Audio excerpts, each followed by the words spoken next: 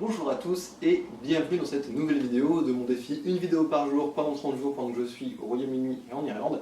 Et aujourd'hui j'ai décidé de vous parler de l'impression des photos ou plus généralement de quelles sont les solutions et les meilleures solutions pour avoir ces photos sur papier, que ce soit en livre photo, encadré ou n'importe quel support que vous pourriez imaginer. Alors juste cette question dans les commentaires, je vais essayer d'en parler un petit peu.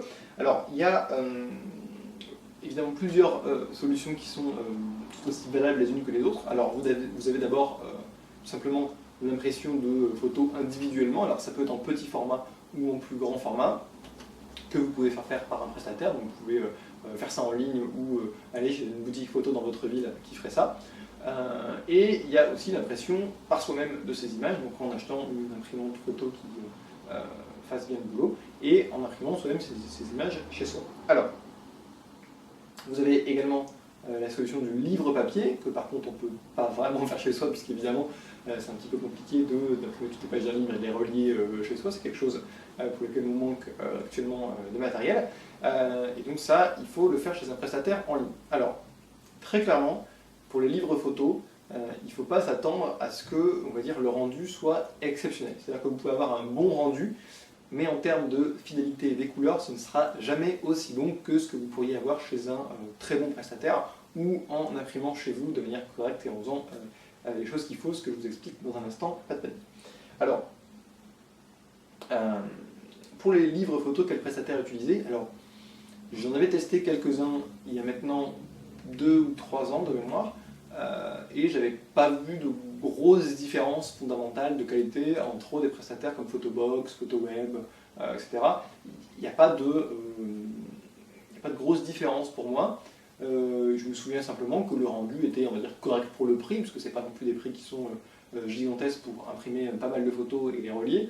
Il faut quand même penser qu'il y a une certaine quantité de matières premières et de travail, mais voilà, le rendu n'était pas exceptionnel non plus, mais on va dire satisfaisant pour le prix, on ne peut pas s'attendre à grand chose pour ce prix-là. Si vous pensez pouvoir avoir un tirage A4 de très très bonne qualité avec des couleurs très fidèles pour 10 €, vous vous plantez complètement parce que c'est juste pas possible. Les boîtes qui font ça de manière vraiment correcte et professionnelle ont forcément besoin de vous demander plus pour un tirage parce que ça coûte plus d'argent que ça. Alors, donc quel prestataire utiliser? Donc alors, pour tout ce qui est on va dire un livre photo et tout ce qui est tirage, si vous faites des tirages 10-15 pour les donner à, je sais pas, à des amis ou à vos parents, parce que peut-être qu'ils n'ont pas d'ordinateur, je sais pas. Si vous faites des choses, on va dire, vous n'avez pas vraiment l'intention de les encadrer, les afficher chez vous, et d'avoir un super rendu de couleur, à peu près n'importe quel prestataire web vous donnera une prestation à peu près correcte.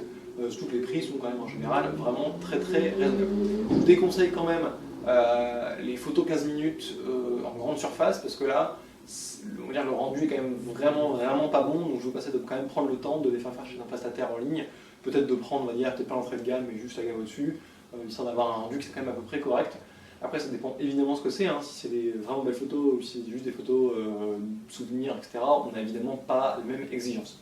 Alors, si vous avez là par contre envie d'imprimer ça en assez grand format, A4 ou A3, que ce soit simplement parce que vous avez envie d'avoir des grands formats de photos pour les garder dans une espèce de portfolio ou que vous ayez envie de les encadrer pour les mettre chez vous, là je vous conseille vraiment d'investir un petit peu et d'utiliser des prestataires qui savent bien faire les choses et qui respectent les couleurs. Alors si vous avez un petit peu lu le blog et que vous avez un petit peu avancé dans votre compréhension du post-traitement, vous savez sans doute qu'il faut calibrer son écran pour avoir les bonnes couleurs.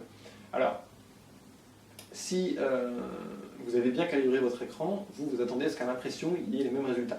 Donc chez certains prestataires, c'est bien respecté et vous allez avoir un résultat qui sera le plus proche possible de ce que vous avez à l'écran. Alors je dis le plus proche possible parce que c'est jamais possible d'avoir la même chose, puisque entre un écran et du papier, c'est évidemment un support différent, donc vous n'aurez jamais exactement le même rendu. Un écran, il diffuse de la lumière et un papier, il la réfléchit. Donc forcément, par exemple, si vous avez une photo imprimée et que la lumière derrière vous est un petit peu jaune, eh bien la photo va vous apparaître légèrement jaune à l'œil puisque la lumière ambiante n'est pas parfaitement blanche. C'est vraiment votre écran que vous pouvez calibrer pour émettre une lumière qui soit plus neutre. Donc vous aurez en tout cas un rendu qui sera le plus proche possible de ce que vous avez fait chez vous sur votre écran, mais vous aurez aussi la possibilité d'avoir plusieurs types de papiers différents, qui soient texturés ou non, brillants, mat, voilà, vous avez la possibilité d'avoir plusieurs types de papiers et d'avoir des papiers de très bonne qualité.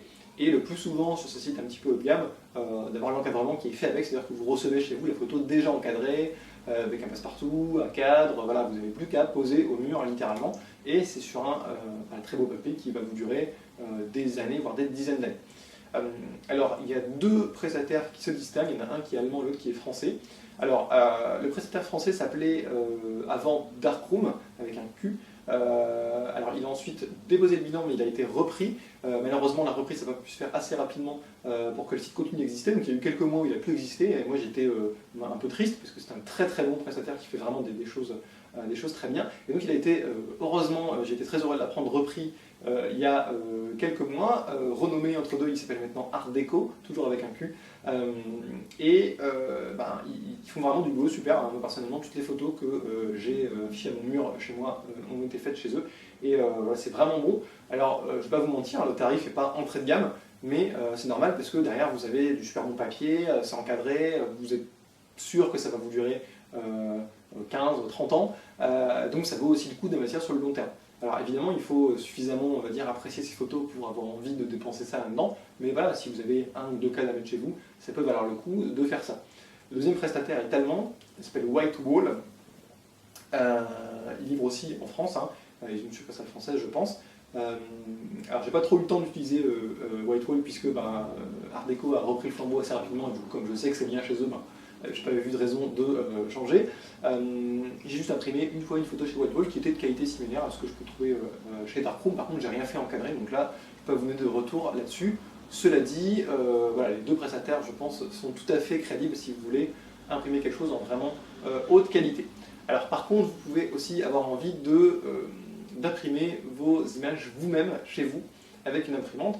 Alors, ça requiert un peu plus d'investissement, à la fois financier et en temps. Alors ça peut être rentable si vous imprimez beaucoup, parce que évidemment, si vous achetez l'imprimante et l'encre vous-même, vous allez un petit peu amortir le coût si vous imprimez pas mal. Par contre, si vous imprimez que 2 ou 3 photos par an, ne vous embêtez pas et franchement, envoyez-les chez Darkroom, chez Art Déco maintenant, parce que c'est bien plus simple pour vous, déjà en termes de temps et de prise de tête, on va dire, et c'est aussi plus économique, donc ne vous embêtez pas. Par contre, si vous imprimez peut-être 20 à 4 par an, ça peut valoir le coup de commencer à penser à une imprimante. Alors, quelle imprimante choisir? Alors, il y a plusieurs gammes, je ne peux pas tout vous citer, mais en gros, en entrée de gamme, vous pouvez prendre par exemple l'Epson P50 ou la Canon MG7150, c'est un peu des noms barbares comme toujours, qui sont dans les 150 €, qui font bien leur travail, mais ça reste une imprimante entrée de gamme, donc n'attendez pas non plus des miracles. Et plus haut de gamme, vous avez, on va dire, milieu de gamme, vous avez l'Epson Mini 500W qui a 250-300 €, qui fait du A3+, donc c'est quand même vraiment pas mal en termes de taille. Et puis au-dessus, voilà, vous avez l'Epson R3000, la Canon Pixma Pro 10 qui sont les 600 €, où là on est quand même déjà vraiment dans une très bonne gamme. Et puis vous pouvez aller vers une très haute gamme qui est la Canon Pixma Pro 1, qui fait, voilà, alors là pour le coup vous allez avoir des impressions d'excellente qualité. Par contre, elle coûte quand même 850 € à peu près, donc c'est un gros investissement. Après, si vous imprimez beaucoup et que vous êtes très exigeant sur la qualité, ça peut complètement se justifier. Alors, acheter une bonne imprimante c'est bien, mais ça ne suffit pas. Il faut également la calibrer pour avoir les bonnes couleurs. Si vous avez calibré votre écran pour avoir les bonnes couleurs sur votre écran, ce ne serait pas logique de ne pas le calibrer derrière l'imprimante, parce que sinon vous n'allez pas avoir de bons résultats. Alors, la meilleure façon de calibrer votre imprimante, c'est de faire appel à un prestataire qui va le faire une fois pour vous, c'est-à-dire qu'il va vous demander d'imprimer en gros un fichier qu'il va vous envoyer. Vous allez lui envoyer par la poste, et lui, il va mesurer un petit peu en gros quelles sont les dérives de couleur de votre imprimante, hein, où est-ce qu'elle n'imprime pas tout à fait la bonne couleur. Il va vous donner un profil que vous allez pouvoir mettre sur votre ordinateur pour imprimer les bonnes couleurs. Donc il y a deux prestataires qui se distinguent en France, qui sont CMP Color ou profilicc.com. Et voilà, les deux apportent un bon service, et c'est vraiment eux qui se détachent et qui vont vous permettre, pour une somme relativement modique, si vous souhaitez vraiment un bon résultat en termes de couleur, de calibrer votre imprimante et ensuite d'avoir des résultats qui soient constants, qui soient bons et fidèles en termes de couleur. Alors, si vous souhaitez plus d'informations sur l'impression de vos images, je vous conseille énormément d'aller voir le site d'Arnaud Frisch, qui est le guide sur l'impression, qui est vraiment très complet, où il y a des tests notamment de cmpcolor et profil.com, site que j'ai connu grâce à Arnaud, où il teste des imprimantes également, des sondes de calibration, bref, vous avez un guide complet de la gestion des couleurs, vraiment de l'écran à l'impression, et vous avez tout ce qu'il vous faut pour comprendre complètement le processus et prendre les bonnes décisions. Donc là, je vous ai un petit peu, on va dire, fait un résumé global de la situation, mais si vous voulez le détail, allez absolument sur le site d'Arnaud, c'est super complet. Voilà ce que je pouvais dire sur l'impression de vos images et sur quelles sont les meilleures solutions pour les avoir entre les mains en dur, ce qui change un petit peu des photos sur nos écrans. Si vous avez aimé cette vidéo, cliquez sur j'aime, si vous n'avez pas aimé, cliquez sur je n'aime pas. Et pour voir les prochaines vidéos de cette série, cliquez sur le petit bouton en haut à droite pour vous abonner à la chaîne YouTube. Je vous dis à demain pour la prochaine vidéo.